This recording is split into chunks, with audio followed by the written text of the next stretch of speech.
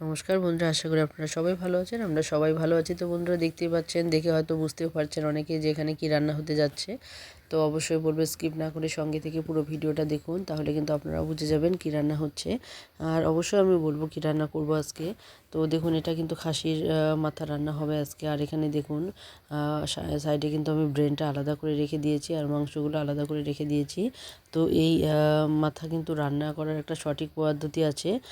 তো সঠিক পদ্ধতি যদি আপনারা মানে অবলম্বন করে রান্না করেন, তাহলে কিন্তু রান্নাটা দেখতেও যেমন সুন্দর হয়, খেতেও কিন্তু সেরকমই সুন্দর হয়। তো দেখুন এখানে কী কী উপকরণ নিয়েছি দেখতে পাচ্ছেন।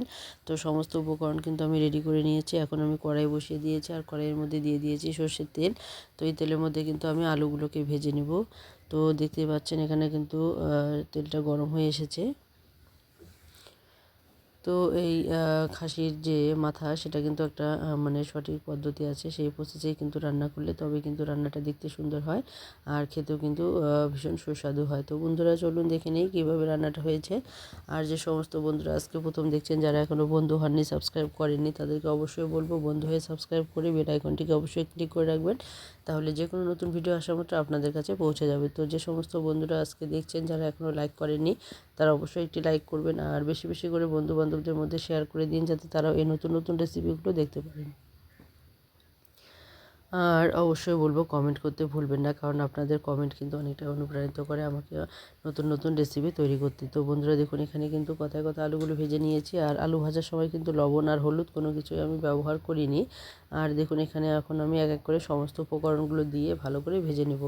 তো প্রথমে দিয়েছি গোটা 3টে তেজপাতা, তারপর দিলাম কয়েকটা কাঁচা লঙ্কা, এরপর দিলাম পেঁয়াজ। তো এখানে একটা খাসির মাথার জন্য কিন্তু আমি 5টা মিডিয়াম সাইজের পেঁয়াজ কেটে নিয়েছি। তো দেখতে পাচ্ছেন পেঁয়াজগুলো কিন্তু কুচি করে কেটে নিয়েছি। পেঁয়াজ কিন্তু আমি এখানে বেটে দেবো না, তো এইভাবে কিন্তু কুচি করে কেটে নিয়েছি আর এটাকে ভেজে নেব। তো এতে করে কিন্তু এর ঘ্রাণটা খুব সুন্দর হয়। তো বন্ধুরা দেখুন এখানে কিন্তু যে লঙ্কা আর পেঁয়াজ দিয়েছি, এটাকে একটু ভালো করে ভেজে নেব।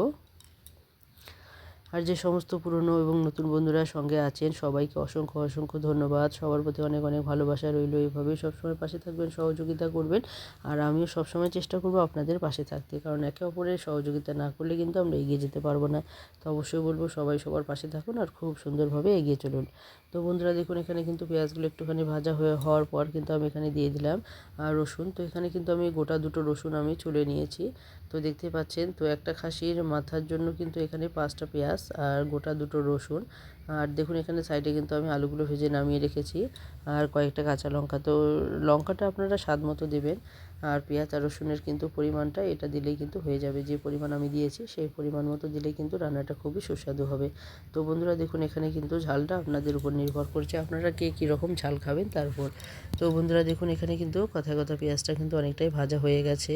তো এখন আমি আর একটু হালকা লবণ দিয়ে দিলাম, যাতে করে পেঁয়াজটা খুব সুন্দরভাবে ভাজা হয়ে যায় আর পেঁয়াজটা কিন্তু কষানোর সময় সুন্দরভাবে গলে যাবে। তো অনেকেই আছেন যারা পেঁয়াজটা বেটে দেন, কিন্তু পেঁয়াজটা কিন্তু বেটে না দিলেও হয়। এরকম করে ভাজা করে যদি রান্না করা যায়, তাহলে কিন্তু এটা খেতে আরও বেশি সুস্বাদু হয়। তো বন্ধুরা দেখুন এখানে কিন্তু আমি 3 চামচ পরিমাণ নিয়েছি আদা বাটা। চলুন এখন দেখে নেওয়া যাক কীভাবে মশলাগুলো আমি রেডি করে নিচ্ছি আর কতটা পরিমাণ নিচ্ছি। তো দেখুন এখানে 3 চামচ পরিমাণ নিয়েছি আদা বাটা, হাফ চামচ পরিমাণ দিয়েছি এখানে হলুদ গুঁড়ো। তো দেখতে পাচ্ছেন এখানে কিন্তু হাফ চামচের একটু বেশি হবে। আমি নিয়ে নিচ্ছি জিরে গুঁড়ো। আর এখানে হাফ চামচ পরিমাণ দিয়েছি কাশ্মীরি লঙ্কা গুঁড়ো। তো কাশ্মীরি লঙ্কা গুঁড়োর পরিবর্তে কিন্তু আপনারা ঝাল লঙ্কা গুঁড়ো দিতে পারেন, যারা ঝাল ভালোবাসেন। তো এখানে বাচ্চারাও যেহেতু খাবে, তার জন্য কিন্তু আমি এখানে কাশ্মীরি লঙ্কাটাই দিয়েছি। তো এতে করে কালারটা খুব সুন্দর আসবে। তো বন্ধুরা দেখুন এখানে এদিকে কিন্তু মশলাটা রেডি করতে করতে আমার পেঁয়াজগুলো কিন্তু ভাজা হয়ে গেছে। তো এখন কিন্তু যে মাংসগুলো আছে, সেই মাংসের মানে শুধু মাংসটাই দিব। আমি কিন্তু এখানে যে ব্রেনটা আলাদাভাবে সরিয়ে রেখেছি, সেই খাসির যে ব্রেনটা আছে সেটা কিন্তু আমি দেবো না, সেটা কিন্তু আলাদাই সরিয়ে রেখেছি। তো সেটা কিন্তু একটা সঠিক সময় আছে, সেই সময় মতো যদি আপনারা দিতে পারেন, তবেই কিন্তু এটা মানে সুস্বাদু হবে আর গোটা অবস্থাতেই থাকবে। আর যদি আগেই দিয়ে দেন, তাহলে কিন্তু এটা গলে যাবে পুরোটাই। তো বন্ধুরা দেখতেই পাচ্ছেন এখন কিন্তু সমস্ত মাংসগুলো আমি দিয়ে ভালো করে একটুখানি ভেজে নেব 2 মিনিটের মতো। এতে করে কিন্তু মাংসগুলো খুব সুন্দরভাবে মানে জমাট বেঁধে যাবে আর মাংসগুলো কিন্তু মানে খুলে খুলেও আসবে না। তো দেখতে পাচ্ছেন এখানে কিন্তু 2 মিনিট নাড়াচাড়া করে ভেজে নেওয়ার পর কিন্তু এখানে আমি দিয়ে দিলাম স্বাদ মতো লবণ। তো আপনারা যেরকম মানে ঝোল খাবেন, সেই আন্দাজ মতো লবণটা দিবেন। তো দেখতে পাচ্ছেন বন্ধুরা এখানে কিন্তু লবণ দেওয়ার পর আমি আরও একটু ভেজে নিয়েছি 2 মিনিটের মতো। তো এখানে লবণ দেওয়ার পর কিন্তু আরও ভেজে নেওয়ার পর এখন আমি যে মশলাটা রেডি করে নিয়েছি সেই মশলাটা কিন্তু দিয়ে দেবো।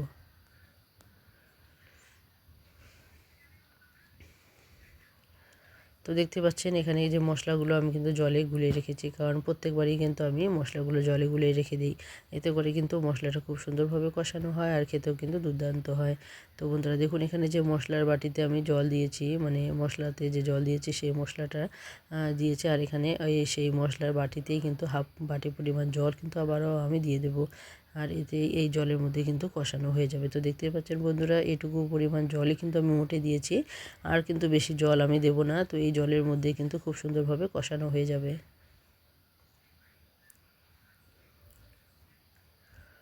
তো দেখতে পাচ্ছেন এখন কিন্তু অনবরত একটু নাড়তে হবে, কারণ যেহেতু এখানে কষানোর জন্য যে জলটা আছে খুবই কম পরিমাণ দিয়েছি আমি, আর খুব তাড়াতাড়ি কিন্তু এটা কষানো হয়ে যাবে।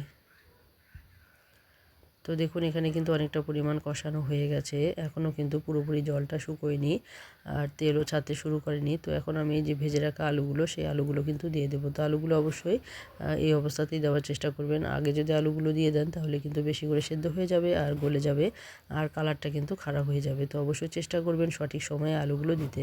তো দেখুন এখানে কিন্তু কষানো কিন্তু পুরোপুরি আমার শেষ হয়নি, এখনও আরও কষানো বাকি আছে। তো 1 মিনিটের মতো বা 1.5 মিনিটের মতো কিন্তু আরও ভালো করে আমি কষিয়ে নেব। মানে এই অবস্থাতে আমি দিয়ে দিলাম আলুগুলো। আলুগুলো কখনোই আগে দেবেন না, আগে দিলে কিন্তু আলুগুলো বেশি সেদ্ধ হয়ে গলে যাবে আর কালারটা কিন্তু মানে ভালো হবে না।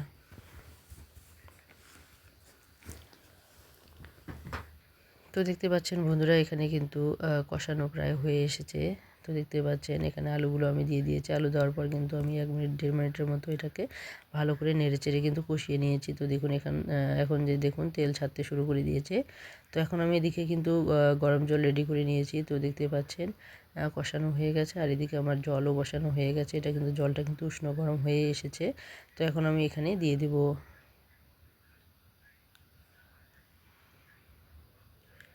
তো দেখতে পাচ্ছেন এখানে কিন্তু গরম জল দিয়েছি। তো গরম জল দেওয়াতে কিন্তু এটা ঝটপট হয়ে যাবে। তো আমি এখানে একটা সসপ্যান নিয়েছি, সেই সসপ্যানের মতো 1 সসপ্যান জল কিন্তু আমি এখানে দিয়ে দিয়েছি।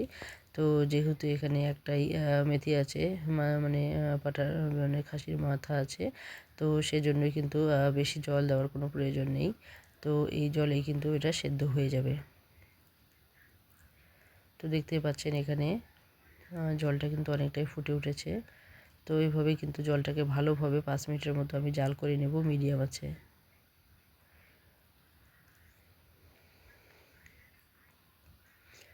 তো এই পাঁঠার যে মাথা বা খাসির মাথা যে আছে সেটা আপনারা কে কে রান্না করেছেন অবশ্যই কমেন্টে জানাতে ভুলবেন না। আর কে কে খেয়েছেন কীরকম লেগেছে সেটাও কমেন্টে জানাবেন। তো বন্ধুরা দেখুন এখানে কিন্তু পুরোপুরি জাল হয়ে এসেছে আমার। তো দেখতেই পাচ্ছেন এখানে কিন্তু 5 মিনিটের মতো জাল আমি করে নিয়েছি, অনেকটাই কিন্তু জল শুকিয়ে এসেছে। এখন যে এই অবস্থাতেই কিন্তু আমি দিয়ে দেবো যে খাসির যে ব্রেন আছে সেই ব্রেনটা কিন্তু আমি আলাদাভাবে সরিয়ে রেখেছি। সেটা কখনোই আগে দেবেন না, আগে দিলে কিন্তু পুরোপুরি গলে যাবে, কিচ্ছু থাকবে না। তো অবশ্যই চেষ্টা করবেন যখন হয়ে যাবে ঠিক নামানোর 3-4 মিনিট আগেই কিন্তু দিয়ে দেবেন, তাহলে খুব সুন্দরভাবে কিন্তু যে ব্রেন আছে সেই ব্রেনটা কিন্তু খুব সুন্দরভাবে সেদ্ধ হয়ে যাবে, আর কিন্তু একটা গন্ধও থাকবে না, আর রান্নাটাও কিন্তু খুব সুন্দর হবে। তো বন্ধুরা দেখুন এখানে কিন্তু ঝোলটা কিন্তু অনেকটাই শুকিয়ে এসেছে, মানে পুরোপুরি রান্নাটা কিন্তু সেদ্ধ হয়ে গেছে। তো দেখতে পাচ্ছেন তো এই রান্নাটা কিন্তু খেতে খুবই সুস্বাদু হয়েছে। তো অবশ্যই বলবো যদি আপনাদের ভালো লেগে থাকে তাহলে অবশ্যই কিন্তু আপনারা ফলো করতে ভুলবেন না। তো বন্ধুরা দেখুন এখানে কিন্তু ঝোলের জলটা কিন্তু অনেকটা শুকিয়ে এসেছে। এই অবস্থায় আমি দিয়ে দিলাম খাসির ব্রেন। তো এই অবস্থায় কিন্তু ভালো করে আরও 3-4 মিনিটের মতো আমি জাল করে নেব। তো এতে করে কিন্তু খাসির যে ব্রেন আছে সেটা কিন্তু গলে যাবে না, খুব সুন্দরভাবে কিন্তু আস্ত থাকবে, আর এটা কিন্তু দেখতেও ভালো লাগবে। তো এটা কখনোই কিন্তু আগে দেবেন না, বারবার বলছি আগে দিলে কিন্তু এটা পুরোপুরি গলে যাবে। তো এরকম 2-3 মিনিট যাতে জাল করতে লাগে সেই অবস্থায় দিয়ে দেবেন। তো বন্ধুরা দেখুন এখানে কিন্তু ব্রেনটা দেওয়ার পরপরই কিন্তু আমি এখানে দিয়ে দিচ্ছি গরম মশলা, এতে করে গরম মশলার ঘ্রাণটা কিন্তু খুব সুন্দরভাবে ছড়িয়ে পড়বে।